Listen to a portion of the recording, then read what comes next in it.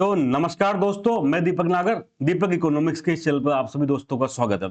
दोस्तों, इस चैनल पर हम डेली डिस्कस करते हैं डेली इकोनॉमी न्यूज।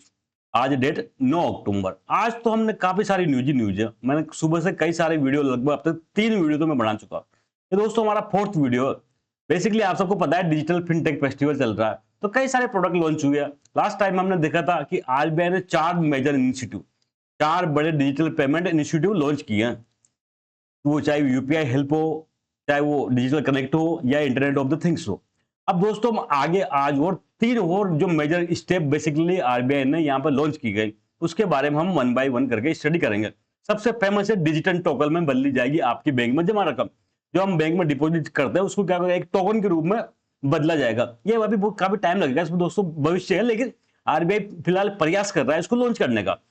तो हम 3 मेजर इनिशिएटिव दोस्तों और डिटेल में डिस्कस करेंगे। सबसे पहला है यूनिफाइड लैंडिंग इंटरफेस। आप सबने एक यूपीआई का नाम सुना होगा, unified payment interface. Unified payment interface, अगर दोस्तों आपने से किसी ने 2016 के पहले इंटरफेस, बेसिकली 2016 में लॉन्च किया गया था आरबीआई के द्वारा।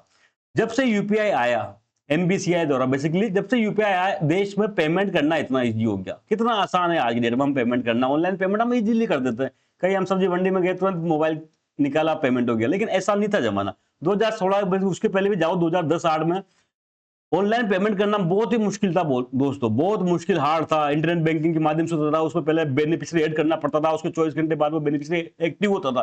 काफी टाइम कंज्यूमिंग प्रोसेस था। बैंक में जाओ तो बहुत लंबी लाइनें लगती थी, नेफ्ट करना पड़ता था, उसमें भी बहुत लंबी, कुल मिला के बहुत प्रोसेस थी।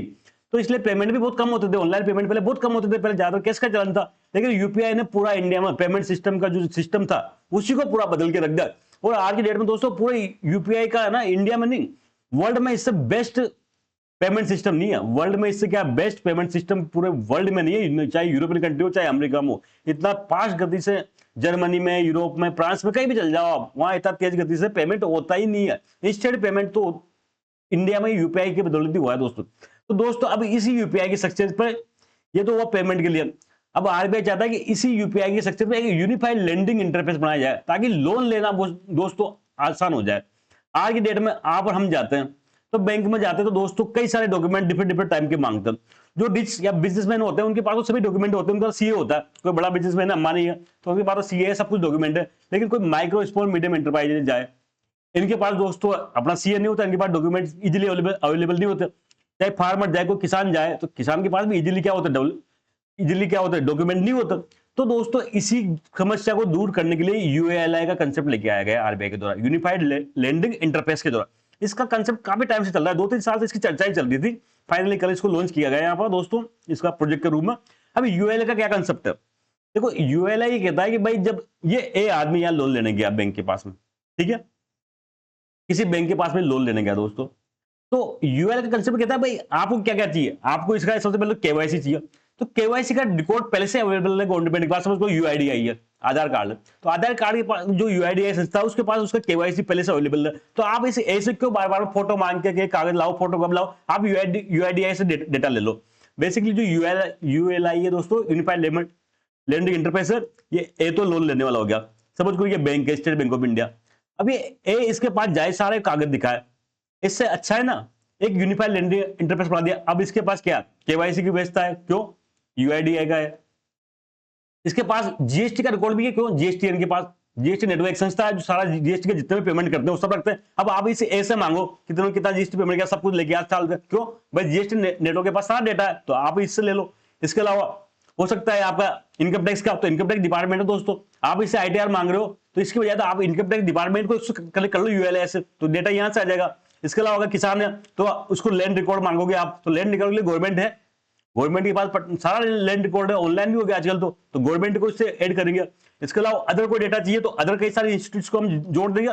तो आप उसके पास मत मांगो, इससे इसे ऐसा कुछ ना मांगो, ये ऐसे सिंपल लोन का फॉर्म लो और सारा डेटा आपको यहाँ मिल जाएगा। अब बैंक क्या करेगा, बेसिकली ये सारे बैंक इससे कनेक्ट हो जाएंगे यूएलआई से, यूनिफाइड लैंडिंग इंटरफेस, सारा डेटा यहाँ पर है। आराम से एक क्लिक करेंगे, इससे क्या, इसका आधार कार्ड मांगा या कुछ डिटेल मांगी, सारा क्लिक, सारा डेटा इसके पास बैंक के पास आ जाएगा। अब बताओ बैंक को इजी होगा नहीं होगा, तो इजी टू लोन हो जाएगा। जो बैंक प्रोसेस में भी टाइम लगता है 7 दिन 15 दिन 20 दिन, वो सब खत्म हो जाएगा और बहुत आसान हमारा लोन देने का सिस्टम होने वाला है दोस्तों। इसको चल रही प्रोसेस, जल्दी इसमें टाइम लगेगा लेकिन जल्दी ये देश में इंप्लीमेंट हो जाएगा। तो ये पूरा मुद्दा था दोस्तों यूनिफाइड लैंडिंग इंटरफेस का। बहुत इंपॉर्टेंट टॉपिक है दोस्तों, इसको आपको याद रखना है। इसके बाद सेकंड जो स्टेप है दोस्तों वो है डिजिटल करेंसी डिटेल सैंडबॉक्स। आप सबको पता है कि आरबीआई कई सालों से प्रयास कर रहा है, मतलब 2-3 साल से प्रयास कर रहा है कि एक सेंट्रल बैंक डिजिटल करेंसी लेके आए। अभी आरबीआई क्या करता है, नोट छापता है, नोट प्रिंट करता है, सबको पता है 500 का नोट। लेकिन इस सेंट्रल बैंक डिजिटल करेंसी में दोस्तों क्या है, कोई प्रिंट नहीं करेगा, एक कमांड देगा कंप्यूटर का और ऑनलाइन क्या हो जाएगा, करेंसी करेंसी जनरेट हो जाएगी। और वो क्या होगा, आपके जो मोबाइल में वॉलेट बनेगा उस वॉलेट में ट्रांसफर हो जाएगी। तो दोस्तों इतना आसान होने वाला है, करेंसी की जरूरत ही नहीं, फिजिकल करेंसी नोट खराब की फाड़ने की चिंता ही नहीं, सीधा क्या होगा, डिजिटल करेंसी आपके अकाउंट में जमा हो जाएगी। ये कई टाइम से प्रयास कर रहा था, 2022 में बेसिकली इसका पायलट प्रोजेक्ट भी लॉन्च किया गया था। ये दो प्रकार की थी दोस्तों, सीबीडीसी, एक तो होलसेल लेवल पे, होलसेल मतलब जहां पर बड़ा काम होता है, जैसे दो बैंकों के बीच आपस में लेन देन हो तो उसको होलसेल कहते हैं। रिटेल एक होती है सीबीडीसी रिटेल, जो हम इंडिविजुअल लेवल पे इस्तेमाल करेंगे। तो कल दोस्तों इसका एक सैंडबॉक्स लॉन्च किया गया, digital currency retail sandbox. Sandbox कुछ नहीं होता, जब आरबीआई सैंडबॉक्स वर्ड का प्रयोग करता है, मतलब एक देखो कोई भी प्रोडक्ट जब आम जनता के लॉन्च करने के पहले उसको क्या करना पड़ता है, एक रेगुलेटरी एनवायरनमेंट चेक करना पड़ता है। ऐसा नहीं कि आरबीआई ने कुछ भी प्रोडक्ट बना दिया और सीधा जनता के पास पहुंच जाए, नहीं, आप उसको क्या करोगे, रेगुलेटर में जहाँ कंट्रोल्ड हो, मतलब एक तरह से क्या हो, लैब टाइप है ये, क्या आरबीआई की लैब है जहां पर कई सारे प्राइवेट कंपनीज को बुलाएंगे। प्राइवेट जो फिनटेक कंपनी है जो नया कोई इनोवेशन करना चाहती है वो यहाँ पर आएगा इस सैंडबॉक्स में और अपना प्रोडक्ट टेस्ट कर सकता है, उसको बता सकता है आरबीआई को, यहाँ पर चेक कर सकता है, अगर आरबीआई को उसको अच्छा लगेगा तो उसको अडॉप्ट कर सकता है। तो दोस्तों ये था डिजिटल करेंसी डिटेल। इससे क्या फायदा हुआ, जो फर्म्स है ना, बेसिकली जो फिनटेक फर्म्स है वो यहाँ पर क्या सकते हैं, बिल्ड कर सकते हैं, टेस्ट सोल्यूशन कर सकते हैं। थर्ड जो दोस्तों एक बड़ा चेंज हुआ वो बेसिकली है पायलट ऑन डिपॉजिट टोकनाइजेशन। भाई टोकन किसको कहते हैं, टोकन किसको कहते हैं, आप में से हम कई बार मंदिर गए, टेंपल गए, ठीक है, टेंपल में शूज अलाउड नहीं है, वृंदावन में हम कई बार जाते हैं तो वहां पर एक शूज घर जूता घर बना देता है, क्या बनाता है, जूता घर, यहाँ पर जूता रखा, बदले में आपको एक कागज का टुकड़ा दे देता है, देता। तो ये टोकन है दोस्तों। टोकन खुद नहीं होता, टोकन उसके नीचे कुछ वस्तु होती है उसके बदले में टोकन दिया जाता है। हम मॉल में जाते हैं, हमारे पास कोई बैग है तो बैग को वहां कहीं पर रखा है काउंटर पे और बदले में टोकन दे देते हैं, छोटा सा 5 नंबर 6 नंबर, ठीक है। तो वो 5 नंबर की कोई वैल्यू नहीं है, और 5 नंबर की वैल्यू कहां से डिसाइड हो रही है, उस जो हम सामान रखे है ना बैग से, वो 5 नंबर टोकन की कोई वैल्यू नहीं, बैग के पीछे उसकी वैल्यू है। तो ऐसे ही अब आरबीआई प्रयास कर रहा है डिपॉजिट टोकनाइजेशन लाने के लिए। क्या कर रहा है, डिपॉजिट टोकनाइजेशन लाने के लिए। हम बैंकों में क्या करते हैं, पैसा जमा करते हैं, जैसे सपोज को किसी ने बैंक में पैसा डिपॉजिट कर दिया, 1 करोड़ रुपए जमा कर दिया, अब उस 1 करोड़ के बदले आरबीआई क्या करेगा, एक डिजिटल क्या करेगा, टोकन आपको जारी कर देगा। क्या करेगा, डिजिटल टोकन जारी कर देगा। तो दोस्तों अभी ये एक्चुअल प्रैक्टिकल में इम्प्लीमेंट नहीं हुआ, इसलिए एक्चुअल ज्ञान तो मुझे भी नहीं है, जितना मैं समझा आज न्यूज में पढ़ के उतना मैं आपको बता पा रहा हूं।